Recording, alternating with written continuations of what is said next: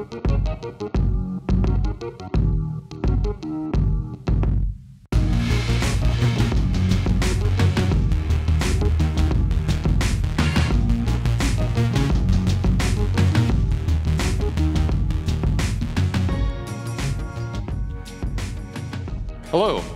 This is the VR developer panel. So, a lot of Steam Dev Days has been talking about the future of hardware, the future of software, and where we're going. And so we wanted to end today by taking a little step back and talking to some developers who were with us at launch of VR this past spring. And so I'm going to let everyone introduce themselves. So hi, I'm Sarah Northway, and I'm part of the team that made Fantastic Contraption.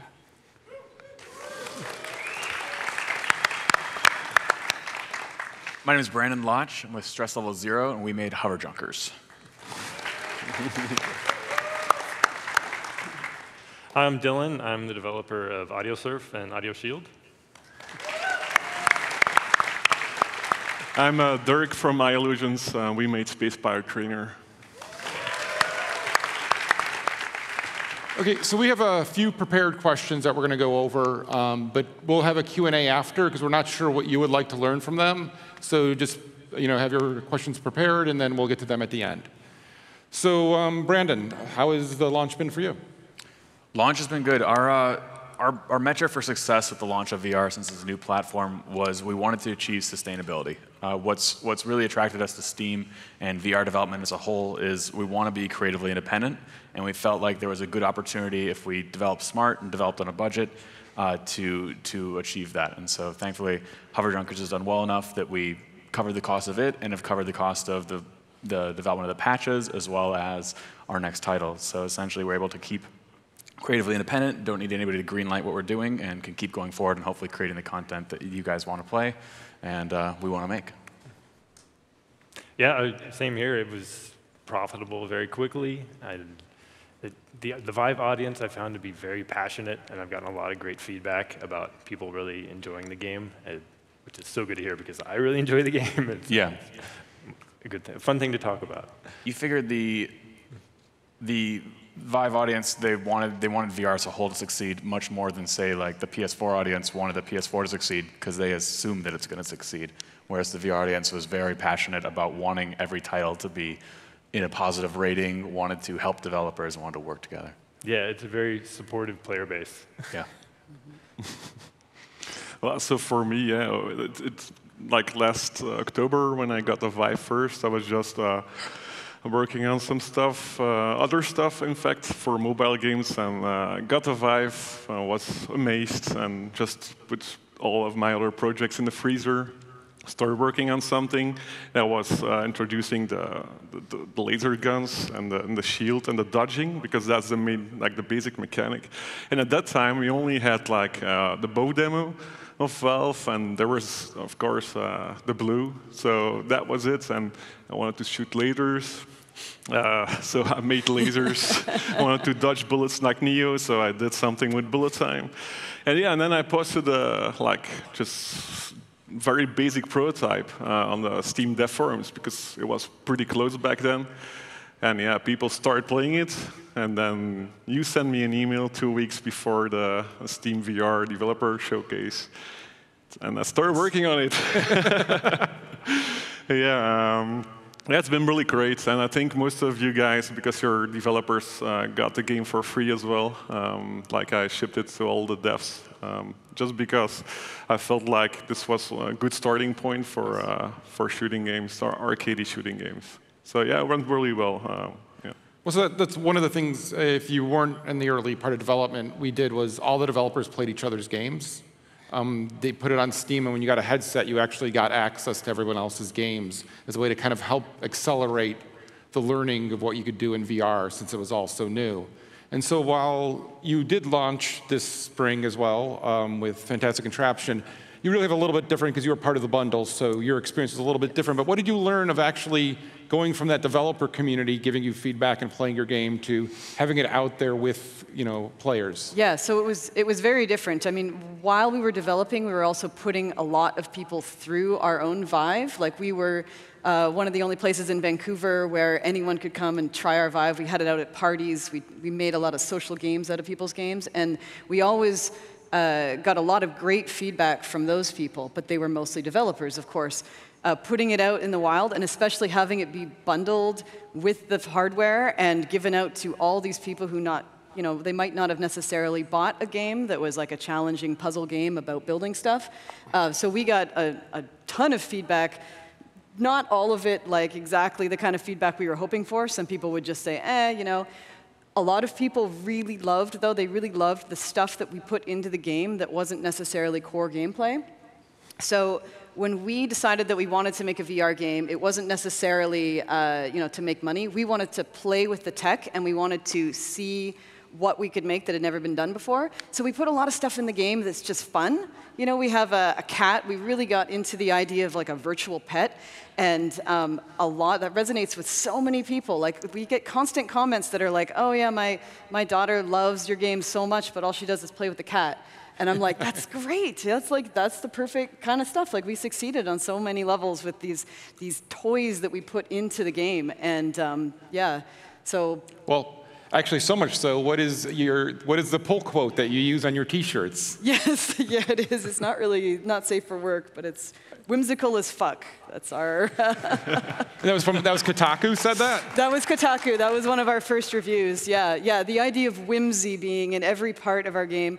All of our interface is not like a traditional interface. Like, we have a save load system where you're saving your contraptions, all the things that you make in the game, and all of it is very tactile and weird. And you put like a helmet on inside the game to go into this other universe, and you've got these like tables that have little models of the things you've made, and they kind of rotate forever. There's an infinite like kind of world under the world.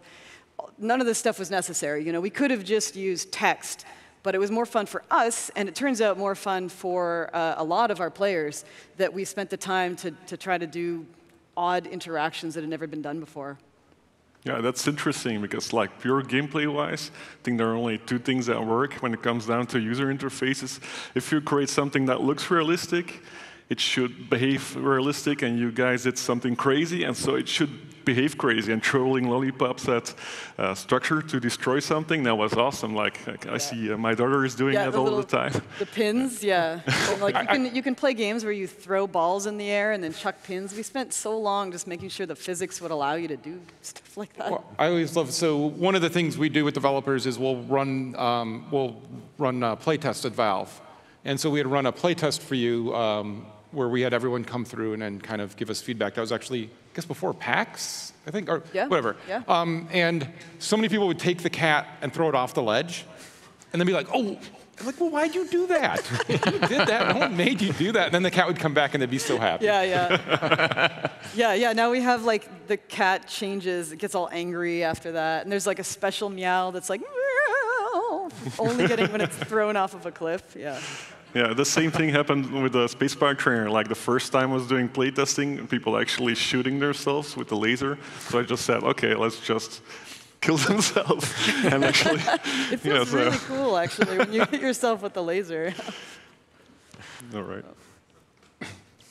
So you guys learn anything on your games? No, nothing. Dylan knew it all ahead of time. It was all done. Oh, I got a lot of great feedback from other developers. That was super valuable. Lots of little things like player feedback that was needed so that it was more intuitive about what was going on in this game, especially if you hadn't read anything. So there were some big improvements there. We learned through both Hover Junkers and just VR development in general, we were having fun rethinking in a space that hasn't been thought through so much. It feels like so much of traditional game development is taking things that have already been pioneered and already been looked at, 20 years ago, 10 years ago, and developed, and trying to figure out new ways to combine them. Whereas VR, you can look back to traditional game development and try to adapt previous mechanics, but there's so many pages that aren't written yet, and so many things to unturn. And so, like with Fantastic Contraption, looking at different ways to build a menu system and how can we play with that. Games that there's lots of games that strive for realism too, and so they're trying to get realistic physics interactions. But the key thing is that everything needs to, when people want it to do something, when they expect it to behave, they throw something at something, they have to get a response that's satisfying. And you guys went the direction of making interactions that weren't exactly what was expected, but it always did something when you expected it to do it, which was key. And we found it the same way. We wanted to, because we're making a multiplayer title. It seems funny looking back now, but in 2015, the word on the internet was that VR is the most antisocial. It can't be networked. Like every time we did an interview, people are like, "Are you sure you can make multiplayer VR? Like, does it network? Does it do that?" And it's like, and in our minds, we're like, because we're thinking it from the game development standpoint, of course it networks. Of course you can do anything you can do with regular networking. But we had to answer that question, so we wanted to make sure we made a lobby system that gave people something to do, so they were playing with interactions and able to talk to each other and get to know each other in between matches, and then launch them into a match where they get to play with each other. We wanted to make sure we had late joining so that people could join matches, because we knew that there'd be less headsets out initially, so we're like, we need to be able to survive with a very low player base potentially. In the worst hours of the night, we want to make sure that people aren't sitting there waiting for the previous match to end. So little things like that, making sure we gamify everything and play with new things that we can do in VR. Yeah, I mean, one of the things I love in virtual reality that's different than other games is your reload mechanic. So the first time we got a build of it up at Valve, someone had to play it first, and someone started, and the first thing they started talking about was the reload mechanics, because how they're different, how they're actually something more than hitting the R key, or our reload mechanic for at the time for the bow and arrow game was just grabbing the bow out of the quiver. Or not the arrow out of the quiver. You hold the bow. And so it was just interesting that all of a sudden, all these different ways, this really mundane task that every game has, all of a sudden had this interesting twist to it that was just really great. Part of our core philosophy from early on is that we wanted the VR headset, no matter what genre of game we were creating, to be the same as like getting the letter from Hogwarts, and that you're a bit of a wizard now. And so we have no interest in trying to just recreate one-to-one reality, because almost always one-to-one reality is better than the VR equivalent of it. And so instead, we're thinking, if you had magic powers, would you get up and walk over that light switch, or would you sort of force push that light switch? And so we want VR to enable that. And then with reloading, of course, rather than manually putting every single round into the revolver, we came up with a mechanic where you tap to release it, and it releases. You spin your thumb around to sort of abstract the loading, and then flick it back, rather than making the player use their other hand for it, so they could dual wield. Nice. All right, so now at this point, you guys have released successful games. It's been out for a little bit. But if you look back to when you were first starting, what constraints did you find were actually in the long term helpful, or what advice would you give to somebody starting out now in virtual reality? When I first started on virtual reality, I was looking at bringing Audiosurf to virtual reality, which is like a music roller coaster ride. And so I thought, okay, well, this is going to be immersive, and this is going to crank up the intensity, the adrenaline reaction, because the game is about, like amplifying your emotional response to the music. And I thought, okay, this is going to be even better. So I put that on, and I got on an exercise bike, and I started building that sort of thing. And it did that, but it also had nausea problems. So from there, I started working on all the nausea problems, and how do I keep the speed feeling of Audiosurf, which is rapidly accelerating across a waving track, and make this work in VR. And I actually got really frustrated, and I couldn't find a solution for that. But then I got a hold of the touch controllers, and of course an audio shield became possible, because I can use my hands, and that's where the adrenaline comes from. It's because you're getting a workout. It was the perfect substitute.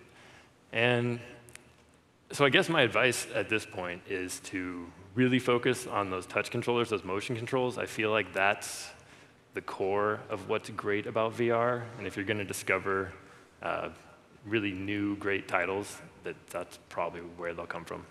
That's also what inspired us to come up with our controls. So we really wanted large hand motions. So Fantastic Contraptions based on a 2008 little flat game. Where we thought of it as like kind of a small game, a flat game, but yeah. So being able to stretch out, take your rod or whatever you're building and make something that's higher than your head, those feelings. That is what is, I think, the coolest in room scale VR, especially when it's using your arms and you're moving around. So we have lots of weird ways that we kind of make you stretch more than maybe you should. For a while we had. So our cat is actually the toolbox that all of your stuff comes out of, and we experimented with having the cat follow you around everywhere, which was freaking people out because they turn around and the cat would like be right there. But also it just meant that you were just kind of leaning down all the time, and it was almost kind of better to have the cat like in a corner, so you can move the cat and call the cat over. But it's kind of neat to be working over here and then take a step and grab something and then come back and then be working again. We really try to make people move and use the space a lot, and I think that is that kind of focus and those kinds of games. Like there's still a huge range of stuff that we can do there. And if I was starting out as a brand new with like a new slate trying to make a game, I would definitely focus on something that uses arm movements like that and that feeling of presence that you get from seeing your own hands in the game. We found that the games industry has always been beholden to following trends. Like, developers will tend to, the MOBA comes out and suddenly everybody's developing a MOBA, all the major companies. VR, the trends are moving at a rate that we've never seen before, and they're going so fast that I find that it's an easy trap for new developers to fall into, that they want to see what's working right now, what just came out last week that everybody's loving, and then try to tweak that and adapt that and get it fast. But because it's going so fast, the pressure to try to launch that before that trend passes is too much. And so rather than trying to chase that, my advice would be to take some good time playing with the kit and trying to come up with an idea that you want to get across, try to come up with something new, and start the next trend rather than trying to chase the previous one, because they're just turning over at the rate of one per month, it seems, in terms of the new thing. I totally agree with spending a lot of time with the controllers, because it's the first time that controllers and the tracking was so accurate. So that's a totally new thing. I think there's a lot of ideas that can be accomplished with that. Another thing that, in my opinion, is pretty important. When I was playtesting, I found out that most people, when they try VR for the first time, they don't move by themselves. So they just stand still. And you have to do something about that. So one of my early playtesters was my dad. He's 66, and my main goal was getting him to move. And the first time I was lying on the ground shooting droids, that's when I knew, like, okay, I'm doing the right thing. Nice. So I was programming the droids in such a way that they were actually shooting right aside of you, or they were trying to do some stuff that you should actually move. And so if you're moving around in Space Pirate Trainer, you get higher scores, definitely. So I think getting people to move is something that's probably also very interesting in the next couple of years. Well, that's so one thing that was kind of interesting is we saw when we did GDC, the first GDC where we announced the Vive 2015, we had room scale and we had motion, but people moved around very tentatively. All the interactions were very slow. They were all, like, the developers themselves were kind of learning the language of room scale and interaction.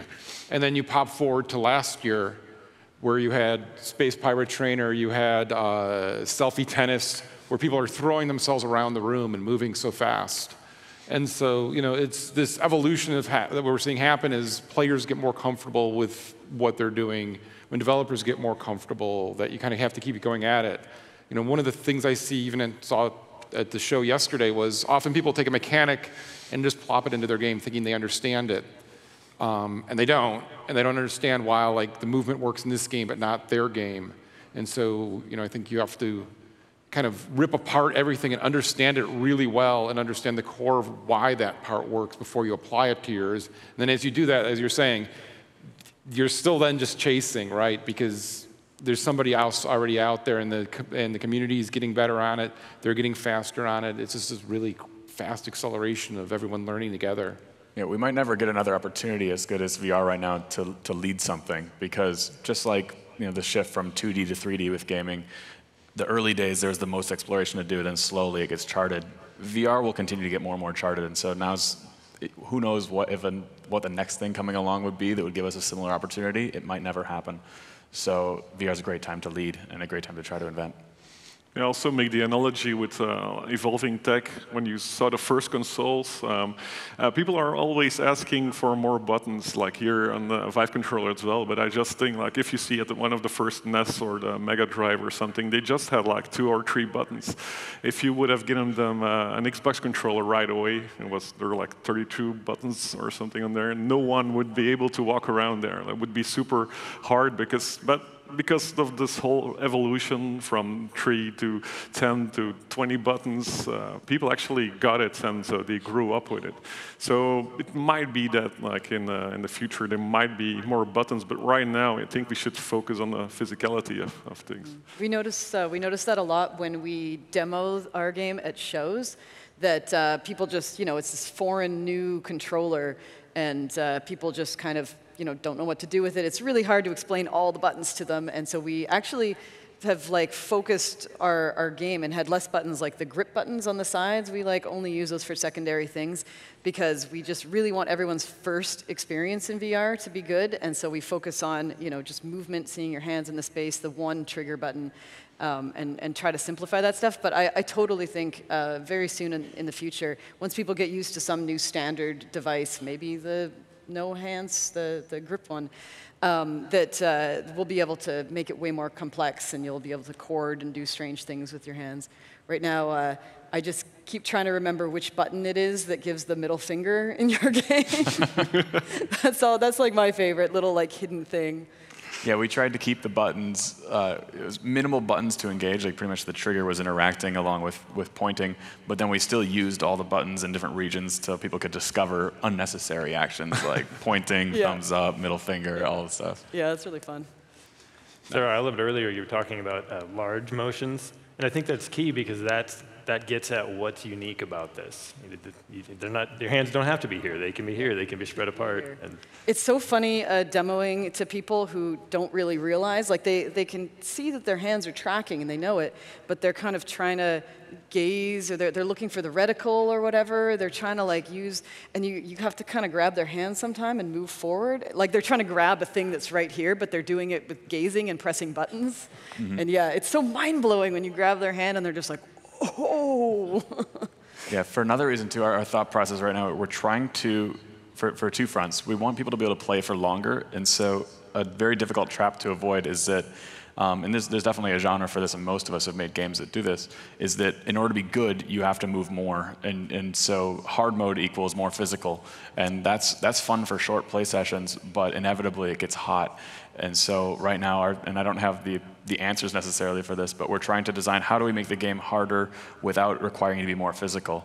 And onto that end as well, for people who are watching you play, we're trying to reward players for making elegant motions rather than quick, snappy motions, because we want them to look like mimes from the outside. We want people to know what they're trying to do from the outside and look better, look more balanced while they're playing, so that they ultimately look cooler, and people are like, they look cool doing that, I want to do that right next. And so we're starting to think in that space. I don't have the answers yet, but. But of course, there's a place for a harder difficulty being more physically difficult. I just added a new difficulty, which is super hard, and people have to move much farther and do these even bigger motions.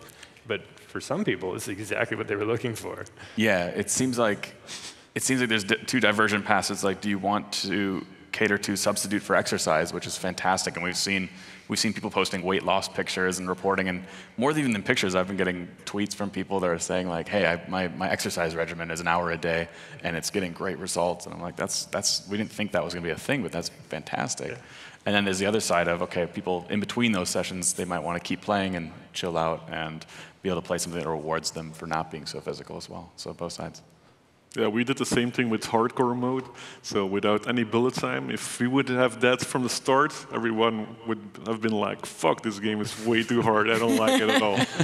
So we actually, in the update, we actually changed the bullet time. It was lower in the first levels, and it decreases. If you're at level 30, 40, it's almost real time. So it shortens the play time, and it evens the scores a bit. Lower ranked players were getting higher scores, and higher ranked players were getting lower scores. So yeah, and then I think the hardcore mode wouldn't have been possible at first. Even for me, the death, it was too hard. You couldn't block it. But if I play it right now, you can block all the bullets because you're just getting good at it. Yeah. No, I mean, for Space Pirate Trainer in particular, when we were looking for games for the content showcase, I remember, so we were playing a bunch of stuff. We were playing everything that was out there then. And it was actually watching other people play that made us realize we've got to put this game in there, because you were seeing things that you'd only seen in action hero movies. I forget who it was, but somebody had done it where the two aliens were on each side, and they just did one of these shots where they're looking this way, and you're like, that doesn't happen in games. You don't do that. You only get to see your third-person avatar do cool things, but now you're doing them. And that was so much fun. Yeah, I see. People always ask me after a demo, did I look good? Was I like John Woo? And, he always say yes, of course. I found myself wanting to have an audience, so I'd be working by myself in my office, and I'd be testing something out that just felt great, or maybe playing Space Pirate Trainer. And does anybody see that? I hope somebody came in here. That plays into the social component too. Yeah, we got a little obsessed with the idea of like watching people play and thinking that was like the way that we needed to show people our game. So we got super into the green screen tech and came up with ways to modify our game to have like the separate cameras, so you can have the foreground, the background, and actually like film. And we were doing it live. We had this Twitch stream that we were doing, so we could just like show playing our game and like a person physically just inside the game. We felt like that was the best way to show all room scale VR games, and got like a little crazy about it. Yeah, no, and to that point, this is a really good point of, so one of the things we keep harping on is sharing with each other, not being precious with things.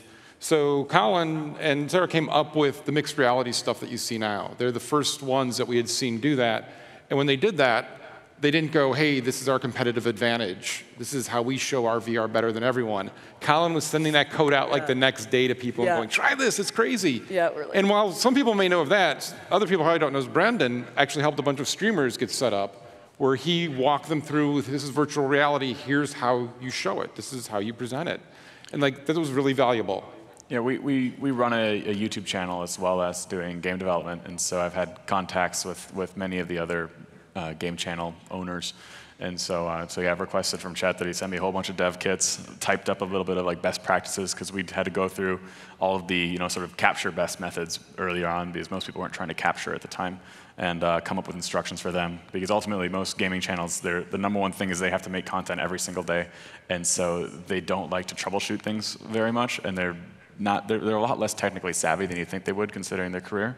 And so by guiding them through the video filmmaking process, I think we got a lot of good content out early on. We were seeing organic, non-paid content where people were just playing it, and you'd send it to them. And these are channels that are used to being paid $100,000 per video, and they're just making video after video about the Vive because they love it, and their audience was responding across the board, more views on VR content than they would on their standard content. And so they wanted to keep playing. And then we started sending demos around from people, and they got access to everything. So it's very good.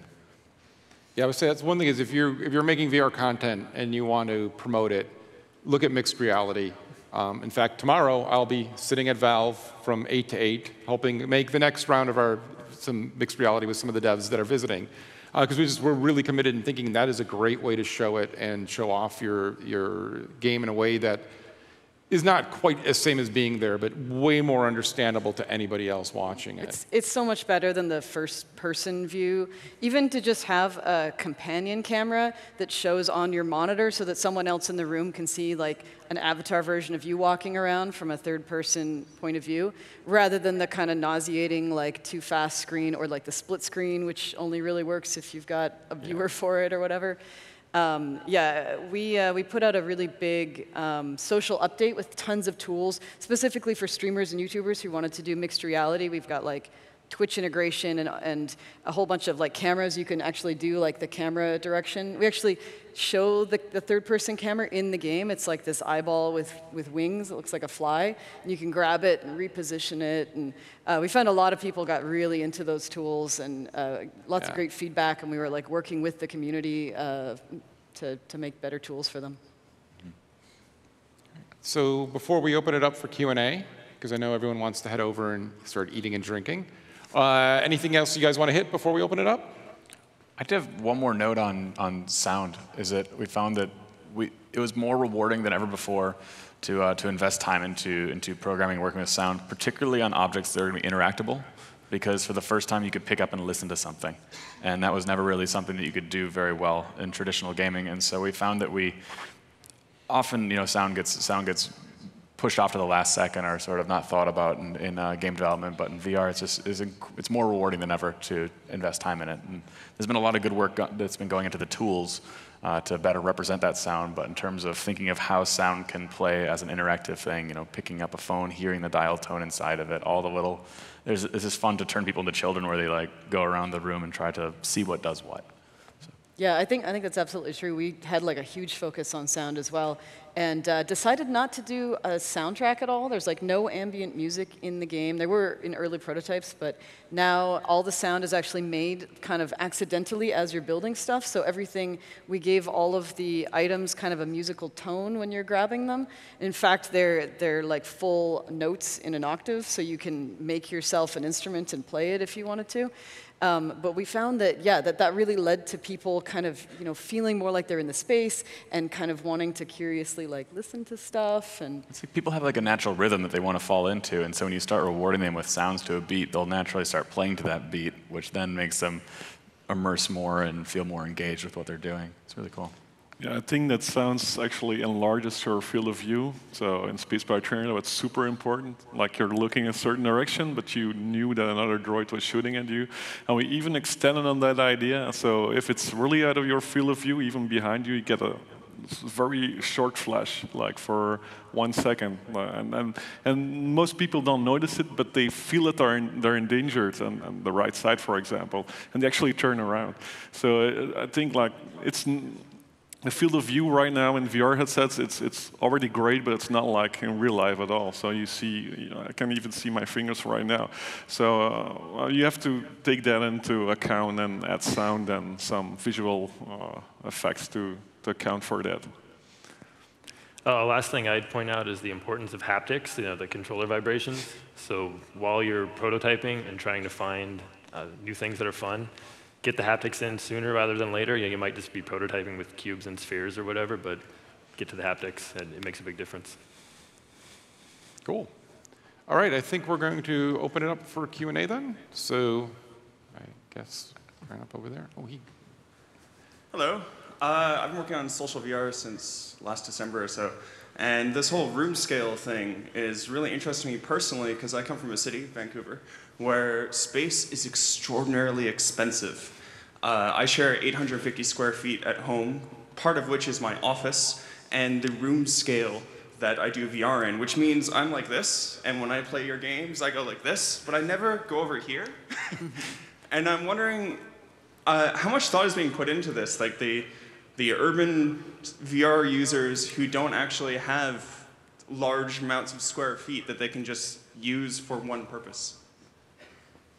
So, go ahead. So we have definitely thought about this. We love room scale, and we think that in order to convince people that VR is a great idea, that showing full room scale is the best way to do it. But yeah, obviously, like we live in Vancouver, we have small places, and we're making an update that's going to allow you to play at smaller scales and do things like sit on the floor and play in front of you, which I think that's like a little more whimsical than just sitting at a desk.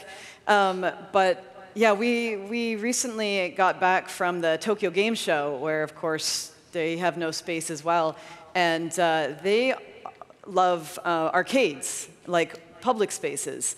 And we've been talking about whether that might be a possibility here. It's possible, definitely. I think what is a little more likely is that everyone who lives in an urban center is going to just know someone, and it will become a more social thing where you're trading off, where you've got one friend who's just like the guy with the spare bedroom that's all VR. And I mean, because that's what we do right now in Vancouver. We have our living room set up as a VR space, and we get all of our friends come through there. We tell people, anytime you want, just come over after work and we can play around in it. And that seems to work out pretty well. The one thing that a lot of developers, because we do mostly live in urban centers, forget about is the vast number of North Americans who have these big suburban homes and really do have like the space for the full VR experience. And I think in the future, we might end up seeing things like houses that come with a dedicated VR space, for sure. I think every dev has taken that into account. Like for Space Power Turner, we actually added the shield for that, because like the coolest way, of course, if you're a space pirate, it's just dual wielding. But if you have to stand still, you need a shield as well. And I know like Alex and Devin from Alchemy Maps for Job Simulator, they change the room setup depending on the size of your room as well. So as a dev, you should definitely take that into account. Okay, cool. Over here. Hello. So my question is about locomotion. Specifically, I'm curious, have you guys thought about locomotion when the main threat is from like a melee person, like a zombie or something? How do you give the player freedom while also making it challenging? Well, the problem with melee most of the time, in my opinion, is that you don't get feedback. So you, in my opinion, it's a bit difficult to implement very good melee, and you can change it by using very good sound effects, by visual effects, and actually showing something that hits. But like you're talking about the size you need for doing melee, I guess. Or yeah, like if you want to do like a melee game, but like have it be bigger than like you're just in one place, so you want to move around the world and also like fight zombies. I don't know if you've played raw data. They did the locomotion system as well, like everyone's doing, and they added this kind of motion blur that actually you feel like you're running around instead of just teleporting. I've played a Robo Recall last week as well, and they're doing the same thing, but there you can also change the direction you're looking at. And that works pretty well for now. I think it's a good solution, and all the solutions are getting better and better at it as well. You can see it on all the newer titles are gaining on all the ideas and making a better solution. So it's definitely still evaluating. Okay. Also, have you played Budget Cuts? Yes. So like for me, while that's not melee, that's an interesting one where it's teleportation, but that teleportation is different, right? Because there's a cost to what you're doing, there's a skill to it. So there's a whole bunch of other versions of teleportation coming out. In fact, I'm gonna give a little plug to someone. If you see someone with Big Box VR on their shirt or on their badge, ask them for a beta key, because they should be sending those out. And they've incorporated teleportation in a game in a kind of cool way that was a little bit different than what I've seen before. And so I think don't just look at what's been done, it's awesome, but like also just think outside of what the goal is of what you want to see. Because I mean, Vanishing Realms has melee and teleportation, and it becomes kind of part of the combat there as well. The coolest thing is Budget Cuts actually took that limitation and made it into a basic gameplay element. It's the basics of their game, and it's actually super fun to teleport around. So yeah. Also remember, just hit on this, is there's a bias everyone has right now, and the bias is to do what's the easiest possible thing, right? Because we're humans, we're trying to be as quick as we can about it. So if you think outside of that and you think, you know, what can I do next? That's where you'll find something that no one else has thought of, and we'll all then go, woo, let's do that. Okay, thank you. Cool. I think I remember reading somewhere that that the gravity in Fantastic Contraption is turned down because it makes things more enjoyable. Are there any like common tricks or things you find yourself doing that just make certain aspects of your games more fun? We do. We really run with a little bit of magic powers and everything. And so as far as if we want a player to bend down and pick something up, they can go all the way and pick it up, or if they only make it, you know, if they come up 6 inches short and pull the trigger, we just pull that object to them. So giving everybody just a little bit of magic powers we found has been satisfying in every genre that we've tried so far. Yeah, in our case, for example, we did with the railgun, because of the weight of the controller, it's pretty light. If you release your trigger, it actually turn your hand by a certain amount of degrees just because it's so light. You wouldn't have that with a very heavy gun, of course. So we lock onto the target for 0.1 seconds or something. And if you're still in the same angle, like 50 degrees off, then it's actually a hit. And it feels better because you were aiming at the right time, but because of releasing your trigger, you went off. So those are small tricks that make the game more enjoyable, I guess. Yeah, we play with, to give that feeling of weight to stuff, we kind of like delay the end of a very long object, so it's kind of, it just feels a little heavier, a little slower, and short objects are faster. It seems to help. In Audio Shield, the collision's a little generous, so there's an invisible collider that stays back there where it should have been if you move off, like if you throw a sideways punch. Makes it more fun. Super cool, thank you.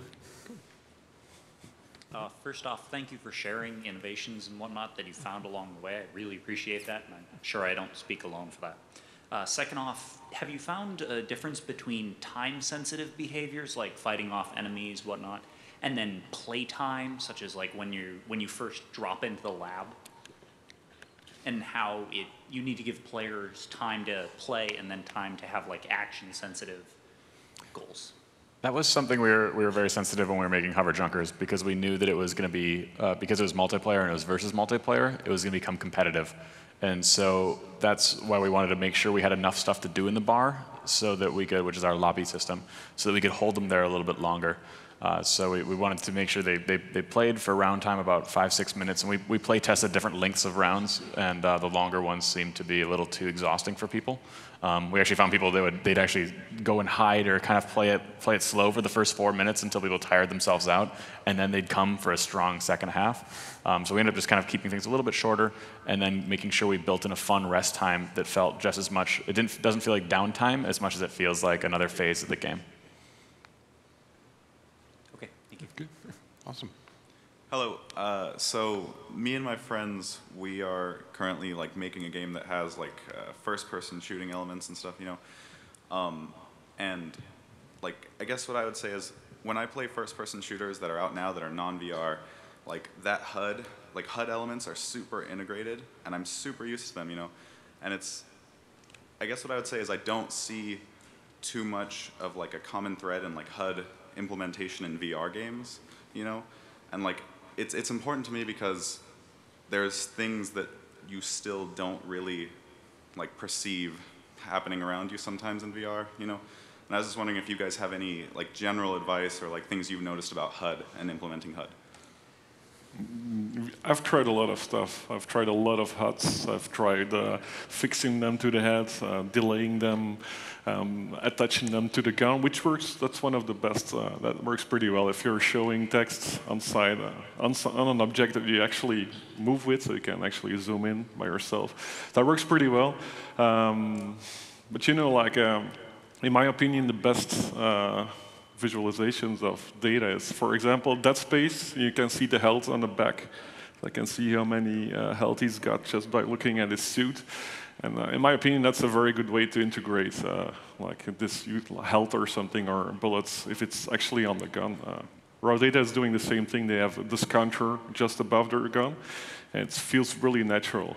So actually attaching user interface to your head, it doesn't work very well in my game, because maybe because of the speed of the game. Could work for slower games, of course. That's my opinion. Yeah, that's generally been what we've found too, is that we try to avoid parenting things to the heads at all costs like that. So any sort of Hover Junkers is obviously very light in terms. There's no HUD in Hover Junkers. But from things we've tried is attaching to the gun in the same way, or trying different, more subtle indications, like bringing in audio in a certain way. If you're working in Unity, using the mixer to maybe put a little low pass on there when your health gets low, stuff like that. There's other ways to indicate. But yeah, we haven't had much success parenting it to the head. Okay, thank you. All right, yes. What a fantastic time today in VR. And this culture. I mean, you guys literally have given all of us developers very creative best practices for haptics, multiplayer, audio interaction, and literally just fun in VR. And you are the creators of this culture. And this day, today, and even like Ready Player One is part of this culture. And it's a huge interesting thing of like Easter eggs, right? Easter eggs and everything. Can you talk about some of the Easter eggs that you may, or your favorite Easter eggs in your particular games? Didn't see that question coming out of that. Yeah, didn't see it coming. We like to get things at conferences. You're talking about saying stuff that doesn't make it an Easter egg anymore. Yeah. Well, very well. I've got a sad Easter egg story. Alex, I don't know where he's sitting out here, but he laments often. He directed the game with me. He laments that he hid all these Easter eggs all over, and we have a bunch of them that nobody's found yet, and we've seen no reports that anyone has discovered yet. So I don't know if we hit them too well, but or we don't carry the mystique that Valve does, where everyone has to look at everything the second anything's released. I don't know if we want that exactly, but Yeah, we have. So I'll just spoil it since nobody's found it yet. On the back of the sign when you load into the game, I think everybody so quickly is seeing that as a menu where they're trying to go into. There's actually text on the back of it that says that there's 7 Dragon Balls hidden throughout the world, and if you can find them all, and it's like, so it's the start of a treasure hunt that's hidden through the art of the whole game, and no one's looked at the back of the sign yet apparently, or they haven't told us. Aww. Wow, thank you. Yes. Oh. I mean, that's history right there. Absolutely, from this day forth. I'll tease one more. There's also a ball pit hidden in the game, where we have something called murder balls. Every single time you kill somebody in the game, if you go into one scene, there's a button that's hidden underneath that will release the murder balls, and essentially it forms a ball pit around you of red balls, and it's. I think people have found the button, but they haven't related that what it is it's a representation of their crimes. Wow, nice. Nice. Yes. Thank you. So we built them. Thanks. Yeah. All right. Thank you. Ryan. Oh, that was awesome. So you guys all successfully came up with mechanics really early on. You hit the success commercially and are continuing to support your games, which is almost a burden, sort of, because the VR market's moving really fast. There's all these new products, there's new headsets, technologies. Do you guys find the time to continue working on your own prototypes for other games? Do you have other stuff in the works that you guys are going to come out with? Or just keep working on it in secret? Well, I think most of us, we didn't know how successful VR would be, so we were just creating content, and taking a risk just for VR to succeed. So we weren't actually thinking about, we weren't expecting a lot of revenue at first. But if you're one of the first games and it's successful and you get some extra funding for it, I think it's more than normal that you want to create the best experience, right? And in our case, for example, it's creating the best arcadey shooting experience, and that's why we actually thought, if we get this amount of money, we'll just continue work on it for another year, and hopefully that will be a full product. And most of them are continuously working. I was the only early access title, by the way, and they all had a final release, and they all continued working on it. So. Well, it'd be hard to ever say, done. I mean, I really love this game. I want to keep making it better, and there's lots of great feedback coming in. Yeah, nobody's brave enough to make that update. Like, no more updates. Yeah, we early on we wanted to have a 1.0 version for launch, and we wanted the product to grow with the audience because we knew that even if we could get all the features we wanted done, we wanted it to be simpler for the initial audience because we knew that it was going to grow with them. And so we kind of laid out a 1.1, 1.2, 1.3 early on that we wanted to deliver on after launch. And then we've sort of split the team's time between that as well as exploring other projects. And so we have found time to work on other things. There's too many ideas in the idea book and not enough time. And that's the product of the technology. There's just so much exciting stuff you can do with it. The funny thing is that the idea book started filling up the moment there was track controllers. When there wasn't track controllers, every idea felt like something you could just also release as a non-VR title. As soon as the track controllers were there, everything was VR only, which was fantastic. Yeah, just to I guess tap on that point one more time. One of the things we've learned as we've looked at virtual reality games and what's been successful is the same rules apply from 2D games to VR games. So it's make a good game, price it right, and update. Right? It's not a burden to keep up with the game as the sales will continue, as more and more headsets continue to enter the world. That's really where you want to be, right? You want to be making your money on the sales of the game, aligned with your customers, where you're making a better game because they're buying the game, they're supporting you. And so VR is the same way as games as a service is in a 2D game. There's the audience out there now, so look at it that way, that you can make something good, you can keep updating it and staying with it and improving it. As we've seen, we just did a blog post, I guess, a month ago, of just how many people have updated so much of their game already so far. And the really good thing is a lot of those updates are built off of listening to customers and listening to what people want and kind of how they've changed with the game. So it's been fun. Cool. Hi, I just want to say thank you to all of you for all of the insights that you've given on how to make VR games and develop them. But for people who have built or are building network multiplayer games for VR, have you ever thought about integrating standard input like keyboard and mouse or controller players with VR players in the same game, same experience, and maybe giving them different roles? Or is that too technically difficult, and challenges with that, or ideas?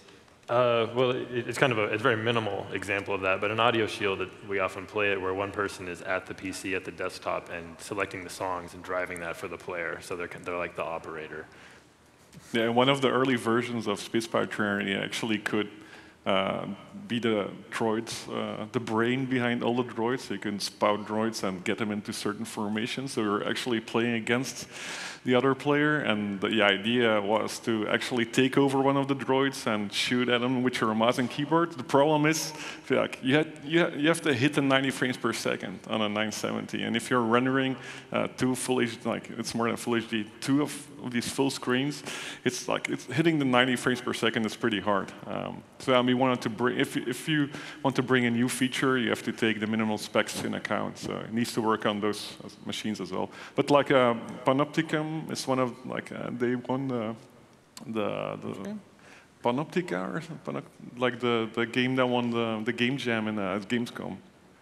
So you're sort of a god in that game, and you have to find the other player, and the other player is playing with a mouse and keyboards, and it's sort of like they all look the same, all the characters, like lemmings running around, and you can act as one as well, and the god, like the VR person, has to shoot you, and so you're hiding yourself all the time. It's a very good example of mixing VR with a PC gamer on the same computer. So. Cool. Thank you.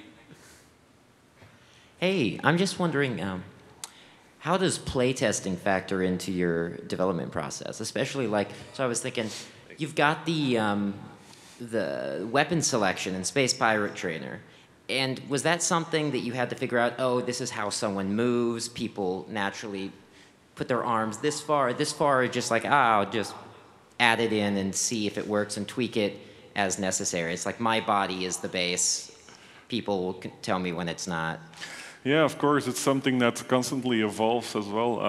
Playtesting is unfair, so when you're doing demos the first time, if you're inviting friends at first, that's the best way to figure out if that actually works. And even with getting the shield, at first it was just getting a trigger behind you, and that didn't work always. I always had some bad triggers and stuff, so we combined the rotation of the controller together with the triggering and some more detections, and so you get to a better system the more you playtest something. That's for sure. And it's probably with every game mechanic. The more you test it, like you as a dev, you know how to play it, and you don't try weird stuff, right? So you need the weirdest players doing super weird stuff, and then you know how to get around all the limitations of the. We found that non-developers are very, very helpful when testing things, because most developers, just the way we're wired to think, is that you recognize that the collider is probably parented to the back of your head, so you know if you don't get it when you go like this, to instead keep your head straight and reach for it. Whereas my mom would never ever have that thought in her life. So to try to play it with people who aren't as familiar with the process, and they're not going to think critically about how the game is probably built or looking to be treated, and making sure it works for those users as well. To that point, though, if you're ever playtesting with somebody who's new to VR, don't playtest your game. Have them play 2 or 3 other things first, and so they have something to judge against, because otherwise people will be like, oh my God, VR is the greatest thing ever, and they're not judging your game. They're amazed by VR, right? You've shown them magic. Cheating. So first show them other things, and then you're like, now is ours as good as that? How did it compare? Yeah, the blue. We all start people in the blue. Yes, show them the blue. Before we ask them to make stuff. Yeah, we have a similar kind of backpack system in our game. And yeah, it did take a lot of tweaking. You turn your head or you lean over, and all the models are in the wrong place. Our real problem was we do something, or we design a level or whatever based on our heights, our kind of average of our heights, and then we'd get someone super tall in there that would just break everything, and things would be not in the right place for them. And so that's a good importance of testing with small people, big people. Yeah. Yeah. Also, don't hide like the most important features. Like in our update, we did a plasma link, like a Volton, and you could actually throw droids around. And a lot of people didn't find it because you had to get your shield and transform it into a Volton. So we actually changed a patch 1 week later that the right one was by default a Volton, and the left one was by default a shield.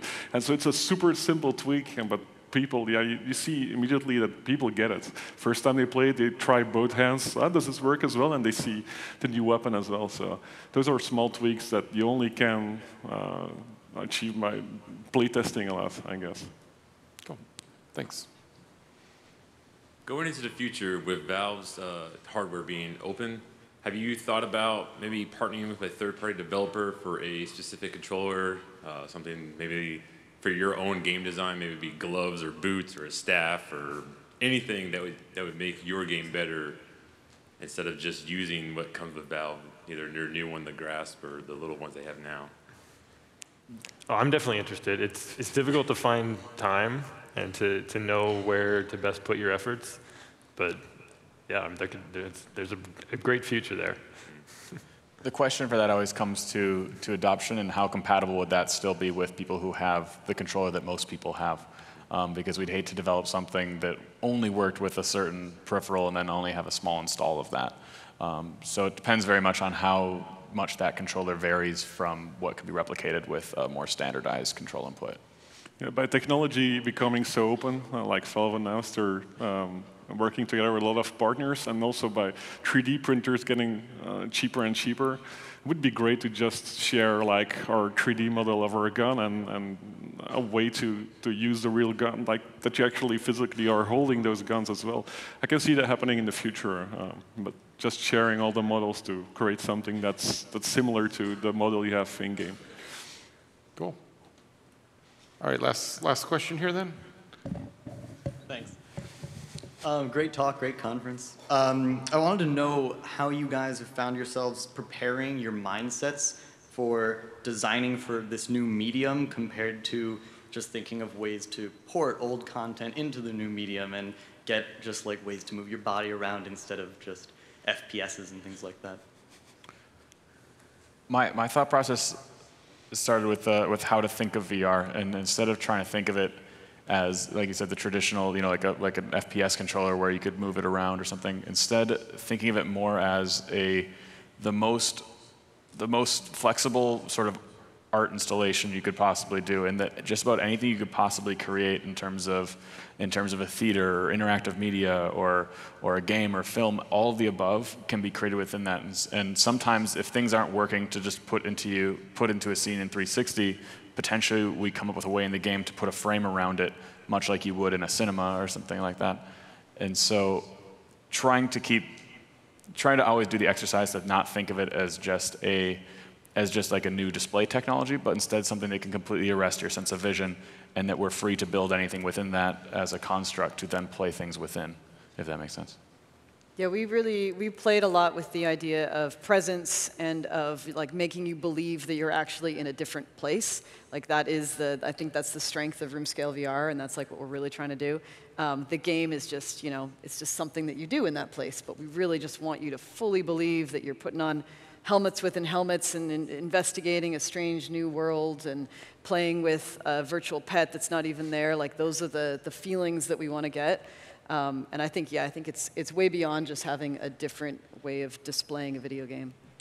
I always say to people creating VR games, spend as much time as possible in VR during the development. Because like just the feeling and the physicality of it, that's what makes a game great. And I've done a lot of prototypes before Space by Trainer even. I'd create like these super tiny prototypes, and some of them did not work at all. Like you can just try it out. And even with the headset, I was trying to do some sort of platformer, and your head was a character, but your body didn't matter. So you had to rock around into these tiny rooms, and there were balls running towards you, but it was just so awkward to not having a body. So you could see the coolness of the game, but once you're in there and you're trying it out with basic components, you can see if it works or if it doesn't work. Just to echo some thinking from the lab panel earlier today, they were talking about simulating a real-world object, but then introducing the superpowered version of it. So it's a bow and arrow. It's like a real bow and arrow, but you never run out of arrows. Yeah, something I find myself drifting off to, like, in thinking in terms of VR, is every time I've seen Michael Abrash give a talk, there's almost always optical illusions in there, and I haven't seen enough exploration yet in VR of people trying to do those optic illusions to people within VR, not necessarily directly one-to-one, but the idea that if we're inviting people to buy into a world where we're taking over their vision and their sense of sound, what can we do to them to use their brain to the advantage of try to almost, not, I don't want to use the word trick, but to overextended exposure, try to get them to work even more with us in terms of immersing themselves in what they're doing. And so that's where I always space off to. Cool. Well, thank you. That's the last question then. And so before we head off, VR is all very new. We're all learning this together. Like, those aren't empty words in this case right? This really is really new. Everything you've seen changed. It's only been since this last spring that we launched. So in this world, don't think of each other as competitions. Competition is just going to slow down everybody. Work together. So come up, if you're working on a game similar to one of these guys, come up and talk to them about the game. If you see somebody else working on a game similar to yours, your guys are struggling through the same problems. Help each other. Talk about it. That's how we advance this further, right? And that's how we advance the adoption of it. So as we go off and have drinks and food tonight, talk to each other and help each other out, okay? Thanks.